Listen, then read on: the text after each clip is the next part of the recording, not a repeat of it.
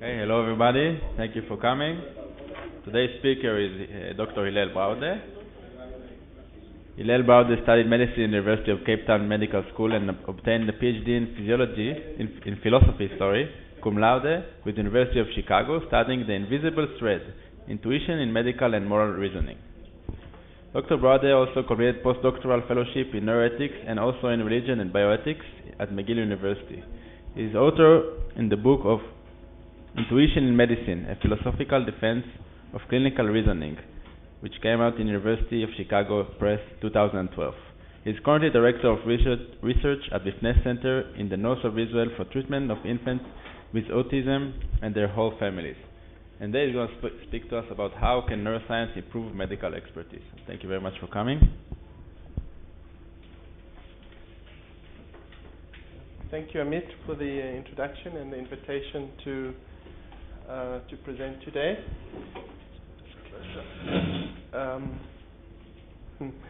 The invitation was quite last minute, so I've presented a slideshow. I hope it coheres. But it's a very nice opportunity to present some ideas that I've published on and to present to a neuroscience audience. Main disclaimer, I'm not a neuroscientist. This talk is some combination of philosophical thinking with some neuroscience approach. But I'm not a neuroscientist, so part of the aim of the talk is to encourage collaboration, interdisciplinary collaboration between the humanities and neurosciences. So if there are any mistakes in my neuroscience, please feel free to correct it. In fact, I would welcome that, so it's not a problem. But really to see how to start getting a dialogue going between neuroscience and humanities, particularly philosophy. I was just telling Amit that a couple of years ago I was invited to write a perspective, an Israeli perspective on the topic of cognitive enhancement. And from what I saw, there's very, very little serious ethical reflection within the neuroscience community about the ethical, practical effects of these incredible technologies and the possibilities of changing the brain, enhancing, creating a new humanity. And a kind of plea would be for the academic institutions to put a small percentage of funds aside for serious reflection, not just on the how of the science, but also on the why, and I believe it would also influence the development of the neuroscience itself. But it's quite a big conversation. So neurohumanities, there's many disciplines evolving today with putting the N together with H, the neurosciences with the humanities. For example, neuroethics, neurophilosophy, neuropsychoanalysis, neurophenomenology, critical neuroscience. I'm sure every day there's a kind of a new discipline emerging. But what's common with all of these is the attempt to integrate what is essentially a reductionistic scientific approach, which is correct as far as it goes, with a kind of more overarching discipline in terms of thinking about, in terms of the humanities. And who knows if that's actually something that is really achievable, to put what are essentially two quite different research paradigms together. So my talk today is coming out of the field of neuroethics, which in its classical formulation already since 2002, there was a conference in California that's subsidized by the Dana Foundation, which put neuroethics forward as a professional field. And it's basically self-defined as a combination of bioethics and neuroscience. Discipline concerned with the ethical, legal, and social implications of research and clinical applications relating to the brain. And the argument at the time was saying neuroethics should be different from other subsections of bioethics because it's dealing with the brain, the seat of human consciousness, and therefore it really should merit being an independent field in itself. And just to go back to this previous slide, the tension, or the creative tension, is between understanding the brain in terms of a neurobiological machine and understanding human consciousness and mental function. And all the neurohumanities in their way are trying to address the marriage of consciousness and brain science. One subsection of neuroethics is called the ethics of neuroscience, and this is really the field which I'm most concerned with, which is trying to say what the science of the mind can tell us about moral reasoning. So you have famous studies, I think by Joshua Green, on the moral trolley, the trolley problem, moral trolley problem of someone who's a train trolley is going down the tracks, and it can either smash into one person or 5 people, and you're standing on the railway line and you're able to divert to save the 5 people, but it will end up killing the one person. What do? And they does brain studies of people doing these kinds of problems. But classically, the kinds of issues in the ethics of neuroscience includes the problem of free will, nature of self-knowledge, moral reasoning. And I want to argue the talk today, looking at clinical reasoning or clinical judgment, fits into this ethics of neuroscience.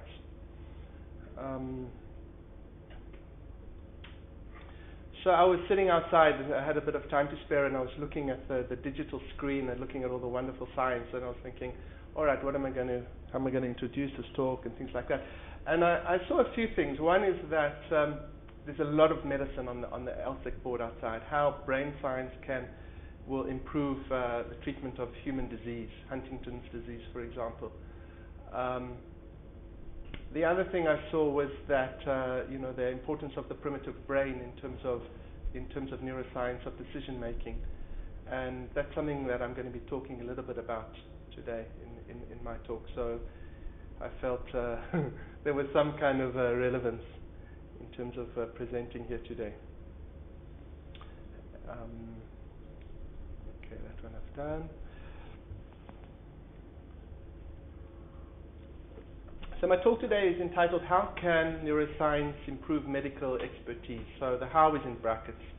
So can it, and how can it do it? So the first thing to think about is what is medical expertise? So Jeffrey Norman, who's written a lot about the notion of medical expertise or the acquisition of medical skills, says that expertise in medicine requires mastery of a diversity of knowledge and skills, motor, cognitive, and interpersonal. And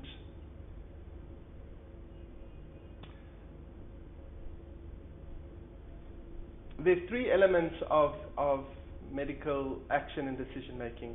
The first is patient diagnosis, the second is evaluation of possible therapies, and the third is deciding the best possible course of action in the particular circumstances.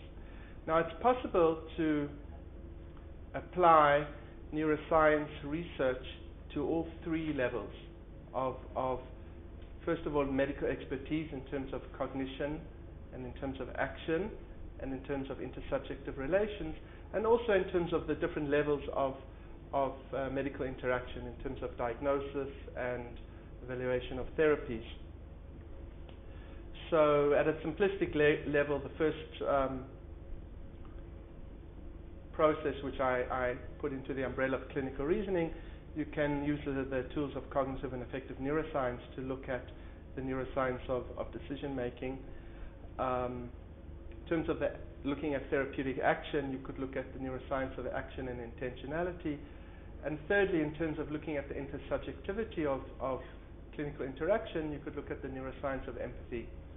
So I originally had the grand ambition today of presenting all 3 of these aspects, and then I quickly realized that would be quite an impossible task, particularly in the time allotted. So I decided to focus the talk today on the issue of clinical reasoning or clinical judgment, or in terms of the issues of cognition. So Cognition, broadly defined, can refer to all mental processes related to knowledge, including memory, attention, perception, representational schemas, consciousness, language, and I'm sure you could add a few more to this list, which would be interesting to explore.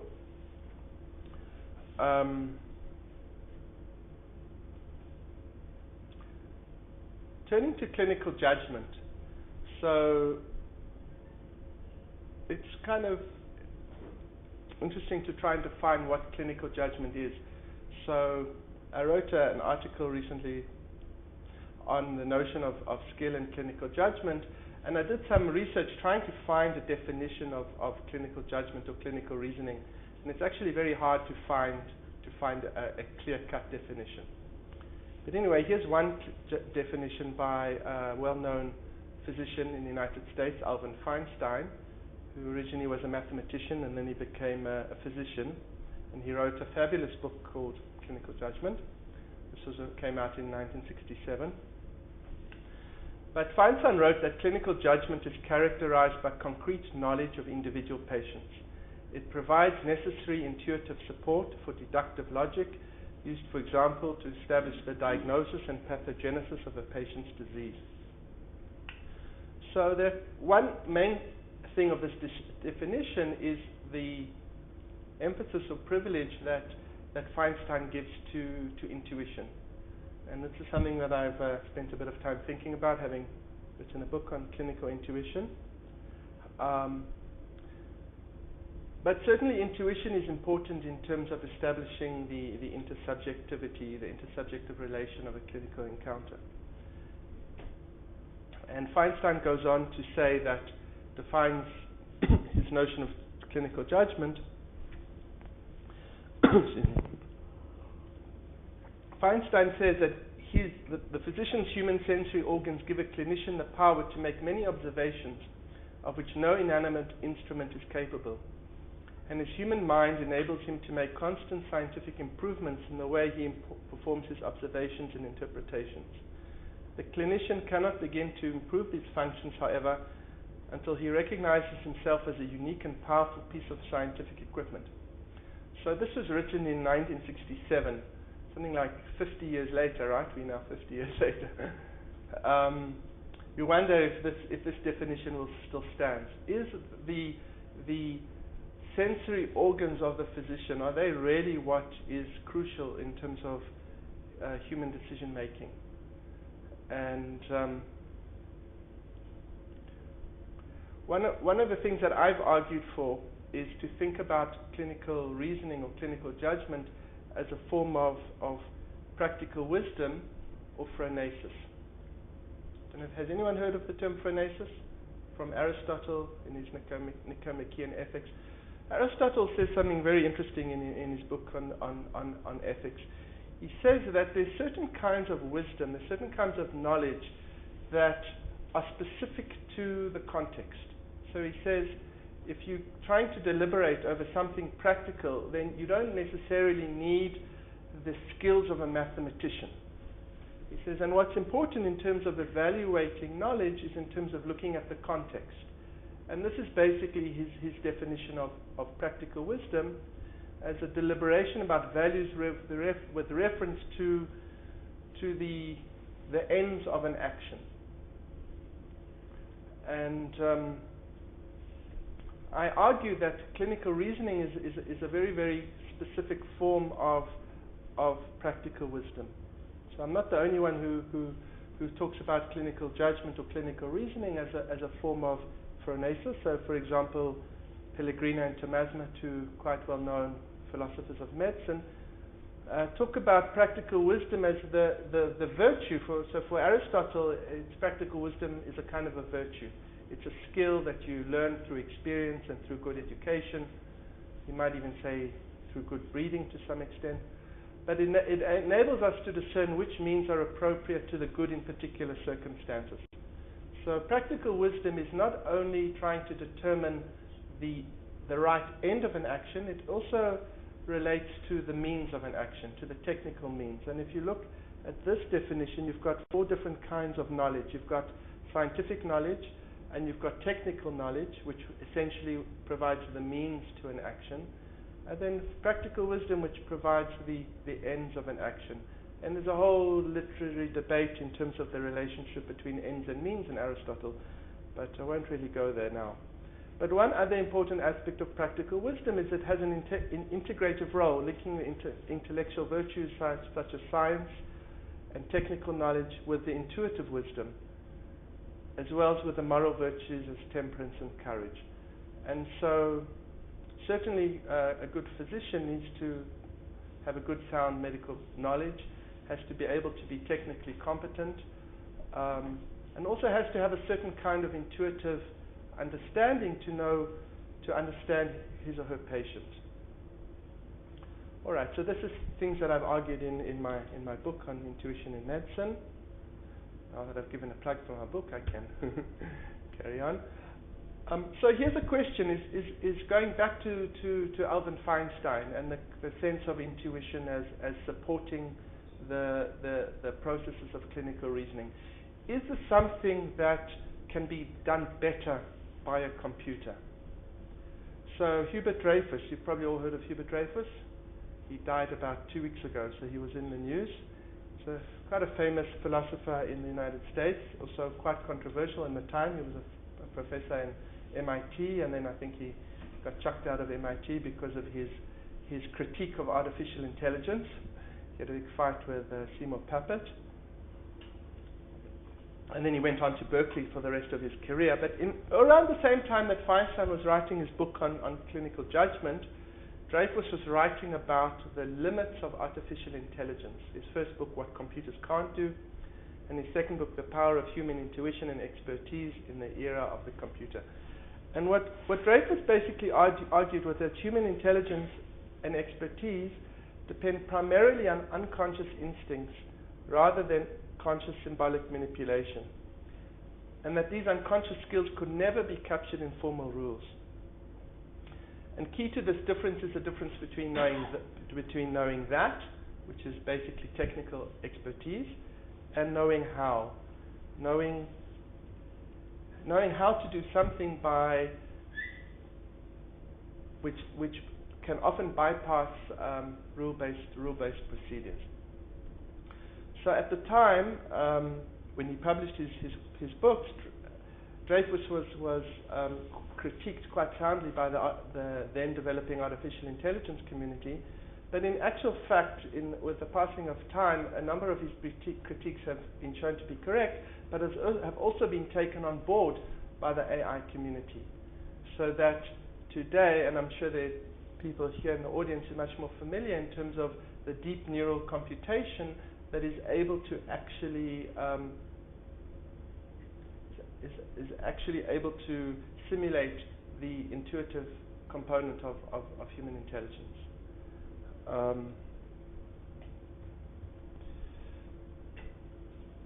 Dreyfus's approach is also synonymous with his definition of technical expertise and skill acquisition.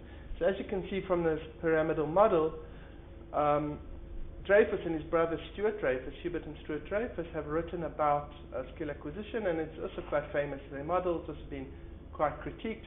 It's not really important to go into the validity of the approach now, but I think it's very useful in terms of thinking through, especially the question of medical expertise. But Dreyfus has this model where the novice starts off using rule-based reasoning, explicit conscious rule-based reasoning, and then as he or she becomes more expert, switches to more intuitive reasoning. And the model they give is the expert chess player.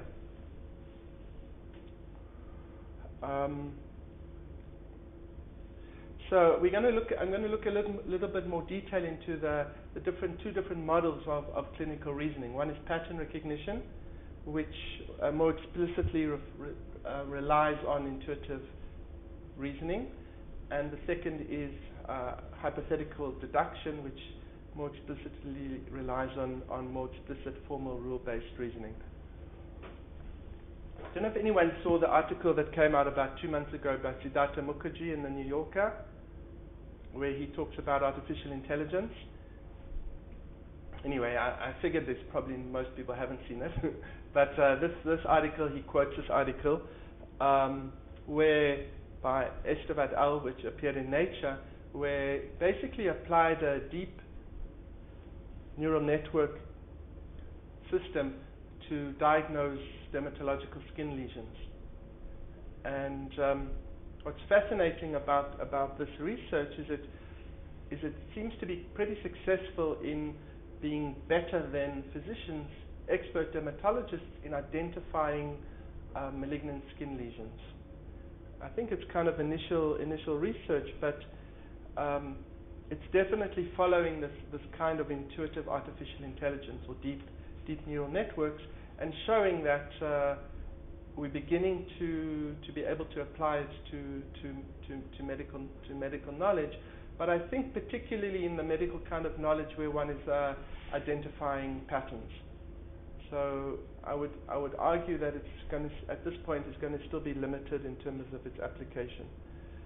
But anyway, the authors built a deep learning system for automated dermatology through creating a novel disease taxonomy and a disease partitioning algorithm that maps individual diseases into training classes. And as you can see, the neural network had a initial success rate of about 72%, and the expert dermatologists at around 65-66%, which is fairly significant. All right, so I mentioned that there's basically two kinds of models of clinical reasoning. The first, which fits into Dreyfus's model of expertise, is pattern recognition. For example, in reading an X-ray or reading a dermatological slide. One way of thinking about pattern recognition is in terms of Gestalt psychology, in terms of Gestalt principles, which aim to formulate regularities according to which the perceptual input is organized into unitary forms. And one article on clinical reasoning in terms of Gestalt perception basically argues that evidence that perception of a given object exhibits intrinsic qualities that cannot be completely reduced to its constitutive sensible components. Basically arguing that pattern recognition is a form of Gestalt perception. The other way of thinking about, here's an image from also in terms of a figure-ground relation.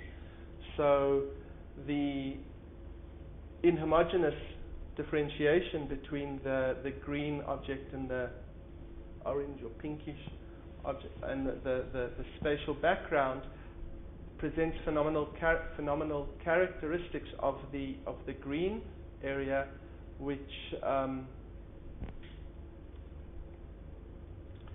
is important in terms of establishing the rule for Gestalt in terms of the figure-ground relation. And why I wanted to mention that is because this notion of figure-ground is very, very important for clinical reasoning, and particularly for the other way which is typically given to explain pattern recognition is in terms of Michael Polanyi's theory of tacit knowing. So again, I don't know if people here are familiar with Polanyi. He was a biochemist, and he worked in the United States, and he had this theory of tacit knowing, where most of our explicit knowledge is built on a kind of iceberg kind of background of knowledge, and things that and there's a kind of a to and fro process between knowledge that is explicit and knowledge that is implicit. Most of our knowledge is implicit, and then depending on what we focus our attention on, it can become explicit. And a lot of what we consider rule-based knowledge is knowledge that has become explicit, and a lot of the time we privilege that kind of knowing, explicit knowing, but actually Polanyi tries to argue that it's on the basis of a whole substrate of implicit knowledge, which is synonymous with intuition actually. So any kind of knowledge can be constituted as a tacit clue, including affect and emotions, provided the physician or patient relies on it indirectly when making an explicit judgment. Anyway, there's a lot more you can say about this, but just to move on. So Polanyi describes a student reading an X-ray. At first the student is completely puzzled, for he can see in the X-ray picture of a chest only the shadows of the heart and the ribs. with a few spidery splotches between them. Then as he goes on listening for a few weeks, looking carefully at every new picture of different cases, a tentative understanding will dawn on him, and eventually, if he perseveres intelligently, a rich panorama of significant details will be revealed to him. Sounds pretty similar to Dreyfus's definition of expertise, actually. All right, so here's also a recent study that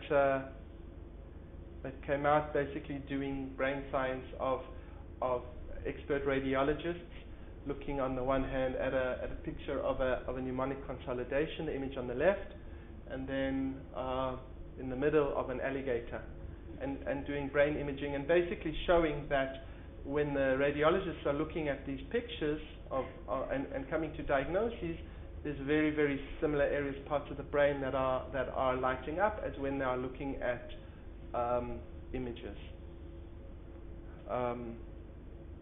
The authors propose a generation of non-analytical diagnostic hypotheses. Diagnostic hypothesis context is a result of cognitive processes subserved by brain mechanisms that are similar to those involved in naming objects or concepts in everyday life. Anyway, this is an example of the neuroscience grappling and coming to terms with what is clinical reasoning. So here's another study, maybe people are familiar with it, the neural basis of intuitive best next move generation, basically showing that there's a link between the precuneus and the caudate nucleus in terms of pattern recognition and in terms of includes of making kind of best guesses. So again, another study, but this is more interesting perhaps in showing the neural correlates of intuitive reasoning.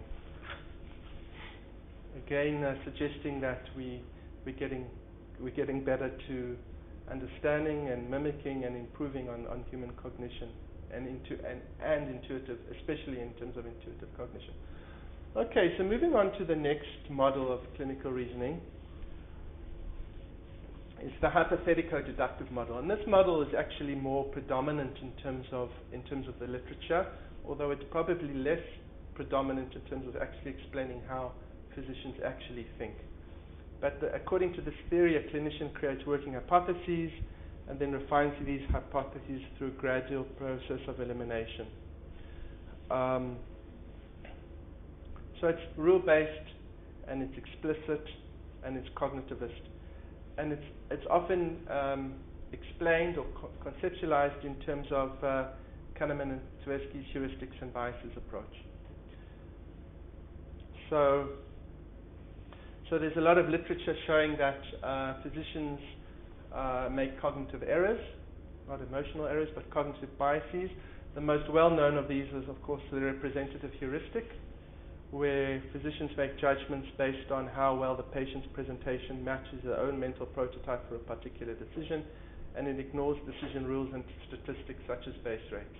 So one of the examples given in the literature by Bala and Elstein, I think, is where a physician takes a lumbar puncture, gets a yellow consolidate, and ignores the kind of population data or even the clinical evidence, and in terms of jumping to a conclusion that it's hemorrhage versus a meningitis, for example, tuberculous meningitis.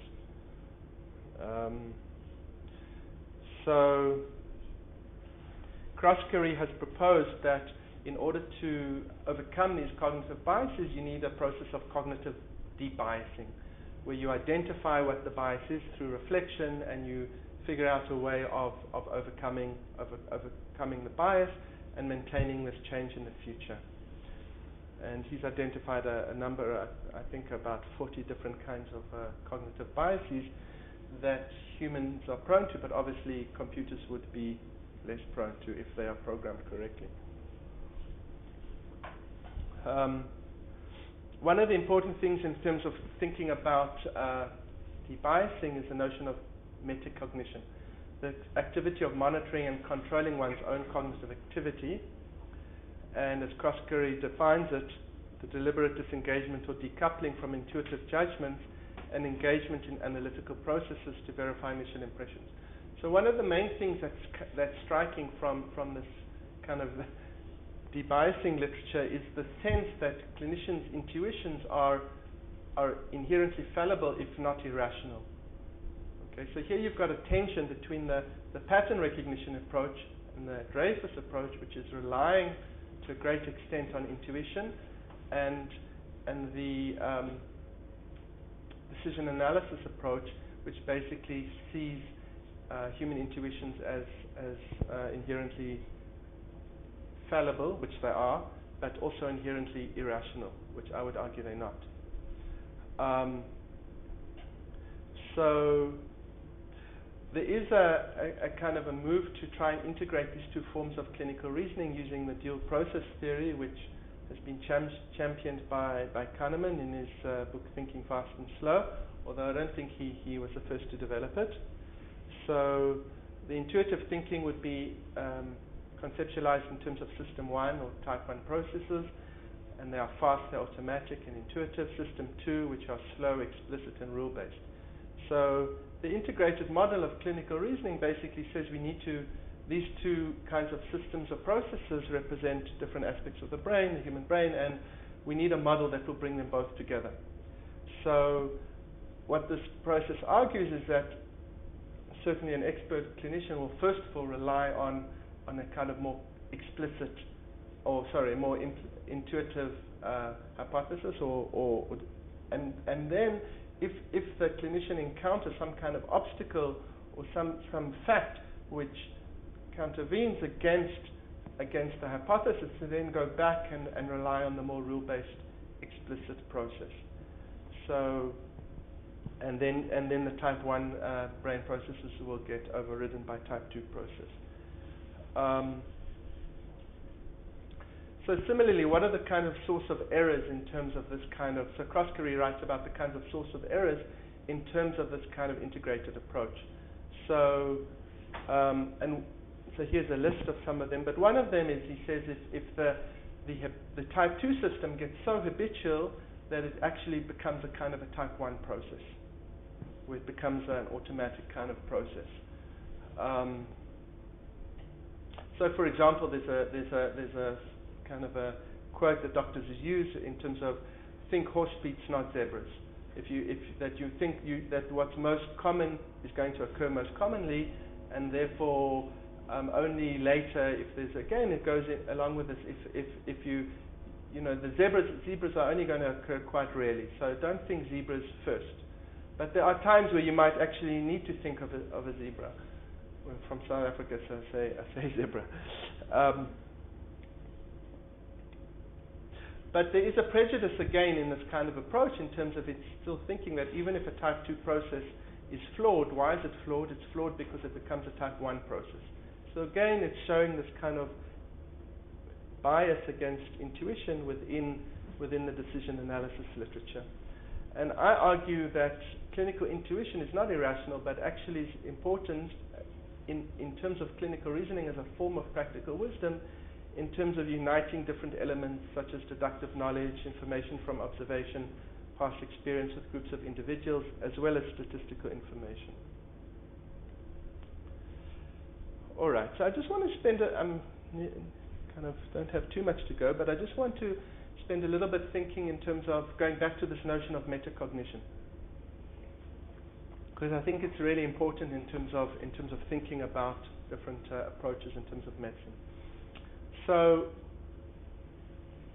Joël Proust, who's written most extensively on metacognition, defines it as a set of capacities through which an operational cognitive system is evaluated or represented by another in a context-sensitive way. And she also says that this competence for self-evaluation is based in part on non-analytical knowledge, and it includes noetic feelings, which she hints might be related to type 1 processes. She also says that it's a form of self-evaluation containing functional features independent of those associated with the self-attribution of mental states. So Proust is basically attacking a kind of representational notion of metacognition in terms of explicit knowing. So I hope you're kind of keeping up with this more like philosophical kind of thinking. But what's important here is that in her notion of metacognition, she's basically arguing for the validity of a non-representational non-conceptual, intuitive, what she calls noetic aspect of cognition. And she says the reflexive structure of command and monitoring and the intervention of epistic feelings allow an agent to conduct mental actions on the basis of non-conceptual contents. So again, what's very relevant for me is that this notion of metacognition gives rational validity to aspects of cognition which are not amenable to explicit rules, but also and representation, but also means it's much more difficult to analyze in terms of a reductionistic approach. So metacognition is important in terms of my own work, in terms of at the Mifne Center, in terms of working with families and infants with autism. And one of the key aspects is a feedback process where you show videos and you discuss with the parents how they interact with their children, the infants, and it allows the parents to have feedback and through cognitive reflection and metacognition to have some kind of therapeutic change. So people have written about this. For example, Fonagy has written that reflective function, which essentially is the same as metacognition, in my understanding, he defines it in terms of mental state constructs. So what I wanted to say was that this aspect of metacognition cannot only be self-directed, but can be self-other directed as well. For example, in these feedback processes. So it refers to the reflective function, refers to the ability for caregivers to understand a child's intentional stance, and it underlies the capacities for affect regulation, impulse control, etc. Can you give an explicit example of what you In terms of reflective function, or what happens in the feedback process is that, I mean, at Mifne you have a playroom where the parent goes into the playroom and plays with the child. It's videoed, and then the come out of the session, and the therapist shows the parent how they were with the child and says, "Oh, look at this instance, you did this and this and this. How do you feel about it? What do you think about this? Would you think of doing this action differently," for example. So it's providing a kind of a cognitive feedback process, and so perhaps what's different from the debiasing of Kroskary is he's specifically referring to cognitive kind of errors, where this is referring also to affect, but it could also be cognitive as well. And why is it special to autism? It's not special to autism, but it's just very key to the work there, which is where I'm based. So it could be other forms of therapy, but it's special to autism because the children with autism, I mean, depending what theory you're having, but there's a certain lack of sense of self. There's a certain problem of social interaction. So the parents have to be the container for the child to provide the ability for the child to self-regulate in terms of affect and even in terms of cognitive development. I mean, we're dealing with infants from 6 months. But so I don't know, I wouldn't say it's special to autism, but it is unique in terms of the context, in terms of the early development and in terms of the problems in the development of the sense of self. And for metacognition, you need a sense of self to reflect on one's own decision-making processes. And I'm not talking about empathy here. I haven't got time, but empathy is a kind of a key part of it. So there's a whole world here, I think. I don't know if I've answered your question adequately, but maybe we can talk a bit more at the end, if you want. So just moving back in terms of neuroscience. So something that I met, this is from the lab of Michael Shadlin in Columbia University, where I was privileged to meet at a conference a number of months ago at the Van Leer Institute. But he writes about, in terms of his research on signal detection theory and training monkeys to make decisions with an eye movement, and then therefore to work back from the motor cortex. So I'm just trying to find. I can't. Anyway, I have some notes here, but I can't get to them. So so I can't read. But anyway, he has this notion of freedom from immediacy. That basically, in terms of that, you can't really predict where the decision the monkey is going to make, and I would say the monkey can't even predict the decision that he's going to make. But at some point a threshold of decision making is reached, and then the monkey makes a decision. But through the complexity of the neural networks, there's what he calls a kind of a freedom of immediacy, where you're not. And he's written an interesting article with a neuroethicist, Dina Rofsky's, looking at the question of free will. Can brain science help us to know whether humans are determinists, whether there's a neural determinism, or whether we have free will? But I think he wants to suggest that through this notion of freedom of immediacy, through his research on looking at single neurons, that we have the capacity for freedom of choice, but this capacity is premised on it's premised on implicit knowledge. So basically, knowledge that is hidden is unconscious. And I can't really get to this, but I've got it written down in some notes. I just want to read what he said, actually. But this is really, I think, crucial in terms of thinking about metacognition, in terms of Proust's model of metacognition having a very fundamental noetic or non-conceptual element to it. So Shadlin writes, there's a freedom or flexibility inherent to the neural architecture of decision-making that links with sensory information, motor activity, and probabilistic reasoning, that while dependent on the determinism of neural activity, also enables a certain freedom from immediacy. And then he writes in another place, an emerging consensus in both neurology and neuroscience is that much cognition occurs without the aid of consciousness. There are fascinating questions that arise about how unconscious and conscious processes interact. I have written that the neurobiology of conscious and non-conscious cognitive functions probably utilize similar mechanisms. Both involve decisions, and in particular decisions to engage in certain ways. When those ways involve the possibility of navigating, planning, to possibly reach, look, grasp, and the like, they're implicated in spatial awareness. When the ways involve the possibility of pointing out, planning to possibly report, make narrative, or recall later for purposes of communication, even with the self, then they support much of what we think of as consciousness. So now we kind of back to the beginning of this talk in terms of relating kind of neuroscience and consciousness, and also back to the question of practical judgment. So one important philosopher, for example, Anscombe, a British philosopher, has written that practical judgment is motivated by an intention that is non-observable. So the actor is not actually able to observe the intention of the practical action. And another element of practical judgment or practical wisdom is that the end of an action is the action itself rather than a result external to the action.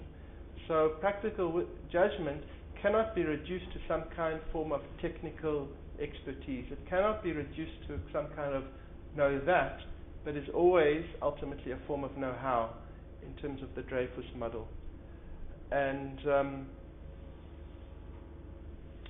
so the challenge really is to see how far neuroscience can take us in terms of understanding and analyzing the components of human decision making, of which clinical decision making or clinical judgment is a particular kind, and also knowing perhaps what are the limits in terms of this unconscious element, which is vital for freedom of immediacy, for free will. And again, I think trying to pass this requires a fruitful engagement and collaboration between neuroscientists and philosophers and other engaged people. So my take-home points would be to claim that there's a need for a new field to emerge, which at this point I call clinical neuroscience. It will include the neuroscience of moral decision-making in medicine, and it will account or give place for intuition and practical wisdom, and it will be both top-down and bottom-up. So, again, referring to the kind of the medical things on the board outside, neuroscience is very important in terms of medicine is very important for neuroscience in terms of its relevance. Okay, now we've got a cure for Huntington's disease. But also in terms of disease presenting a kind of a human or a natural scientific laboratory in which we can understand the brain.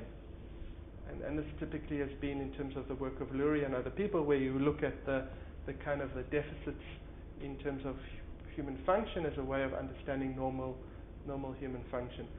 But it's also necessary in terms of a dialogue happening both top down and bottom up.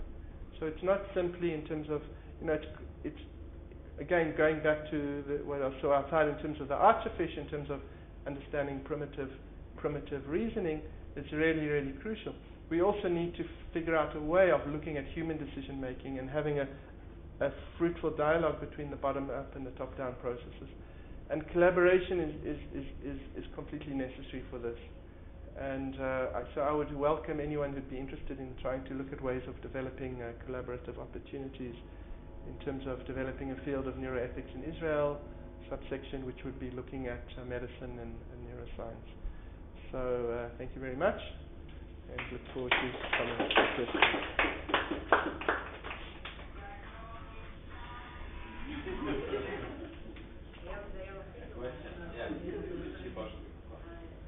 What would be the perfect outcome of such a collaboration?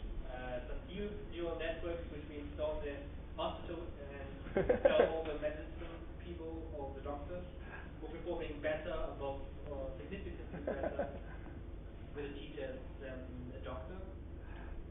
So, my argument is in terms of the importance of practical wisdom, and I only looked at one aspect in terms of cognition, and then you've got at least two other aspects in terms of action and intentionality and empathy, and I think there'll always be room for the human element, and my argument, and going back to the Dreyfus critique, is that human intelligence ultimately cannot be replaced by computers. That doesn't mean that computers won't replace much of it, but I would say particularly in the medical realm, you're still going to have a role for doctors, but obviously that role is going to change significantly with increased understanding. So, but it's open, let's see what happens. But I think there's so much emphasis on let's find this kind of reductionistic kind of magic bullet or something like that, which will cure us of the human condition. And I don't think we're ever going to be cured of the human condition, and I think and if we are, probably God save us at that moment,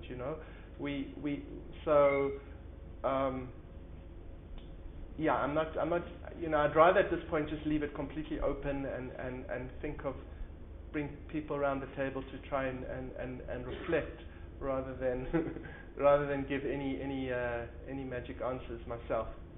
And one of the things that, I was a postdoc at McGill doing neuroethics, and I used to go to the hospital there and listen to a lot of neuroscience lectures, and it always struck me that you'd find some brilliant neuroscientist who would get up there and give an amazing talk about this very, very, very, very, very minute part of the brain which does this and this and this, and exactly this and this and this and this. And look, I didn't understand much of it because I'm not a neuroscientist, but I just got a sense, do we really know what's going on? And I think what's really important is to have this is, that's my talk is unusual, where I'm coming and saying, actually, I don't really have the answers.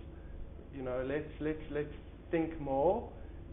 But in terms of science and in terms of grants and in terms of prestige, you want to come up and say, okay, I'm identifying this and it works like this, and this is what it's doing, and so I'm actually fairly comfortable in being in a zone of non-knowledge and trying to figure out in a more total sense. But again, this relation between top down, bottom up, between consciousness and brain function and having a conversation going.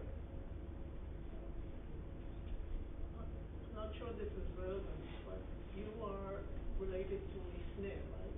Well, I work there, yes. So you work there. So in what sense is it a unique approach to treating autism, and does it integrate any of the ideas you're talking about? Well, it certainly integrates the feedback. Mifne is unique in a number of ways. One is that it's been around, it's celebrating its 30th anniversary this year. So Hannah Alonin, the director, has been pioneering early intervention for 30 years, probably about 25 years before anyone else was talking about it. In that sense, the other way it's unique is in terms of the predominant approach to treating autism is ABA, and the approach at Mifne is more based on attachment and fostering communication. It's also unique in terms of the age of treatment, so it has a... So ABA is part of the treatment? Not at all, no, not at all. It's kind of countering, in a sense, ABA. And it's more based on, and also in terms of the age of intervention, so from 6 months. So now you have a lot of research talking about early diagnosis, but as yet there's very limited actual early intervention programs internationally, so people come actually from all over the world for treatment. The other thing that's unique about it is it's not simply treating the child, it's treating the whole family. So it combines a family systems therapy together with a form of play therapy for the infant. So that's also unique. And also in terms of its intensity, it's a 3-week residential program, 21 days, including Shabbat, and that's unique. So I'm sure there's other aspects of it, but it's a pretty unique program. 3 weeks. 6 months. Children diagnosed with 6 months. Mm-hmm. Pre-autism or program of autism. Continuing with your other question, how do you diagnose autism? How do you do? Well, there's a constellation. So, today you've got a bunch of early intervention tools. Mifne's developed their own one called ELSC, which has 8 diagnostic features, including lack of eye contact, excessive motor activity, passivity in terms of motor activity, problems with eating, excessive head circumference, and forget the others. But basically it's a constellation. And again, you can really only formally diagnose autism from around 18 months in terms of the ADOS. But by that time that you've diagnosed it, it's actually very late in terms of intervention. So you've got a catch-22 in terms of... So, one of the criticisms perhaps against the approach is, well, how do you know you're treating autism? Well, you don't, but you do know that there's a significant improvement in the behaviors of the infant before and after, and the label is perhaps a little bit less important, but you're not, if a child really has autism, that child is not going to be cured in 3 weeks. You're going to give the fundamentals for the family to change the trajectory of that child's development. And about 85% of the children go to mainstream schools follow up. So, but it's very fascinating to see the changes day by day with the infants. I was thinking I should have come and given a talk about autism, but I thought, well, I only had a week to prepare, and I wanted to present about neuroethics. But if you're interested in a talk about early intervention with autism, I'd be happy to come back either by myself or with Hannah Olonim, or she could come. So, but it's quite fascinating, and to see the videos of all the treatments are filmed.